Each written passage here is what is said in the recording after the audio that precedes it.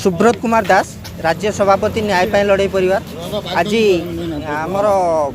आली देसाई केन्द्रापड़ा जिला आली देसाई विपिन मल्लिक गत 30/4/2022 अति जघन्य भाव हत्या करा जहाँकि केन्द्रापड़ा जिलार सबु प्रशासनिक अधिकारी को परिवार भेटी ये न्याय लड़ाई संगठन तरफ जातीय मानवाधिकार कमिशन को द्वारस्थ होती डीजी पुलिस आगुरी दरखास्त करी किंतु कौन सी कार्यानुष्ठान है ना।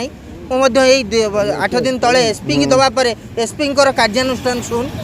से आम आज डीजी पुलिस को भेटापी आसचु। नमिता मल्लिक घर केन्द्रापड़ा जिला देसाई ग्राम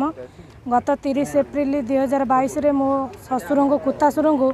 जमीबाड़ी जो जघन्य हत्या करा घर घोषाड़ी नहीं कि संघबद्ध हो जो मारी से आम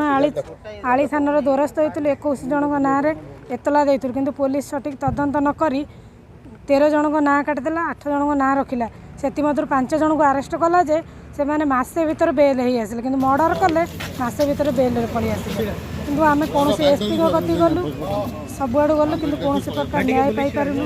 आम ना उल्टा मिछ मकदमा कर आलीर आईआईसीजे दिलीप कुमार साहू आम घर रोन आम ना 3-3टा 4-4टा केस कर मिछरे आम से कौन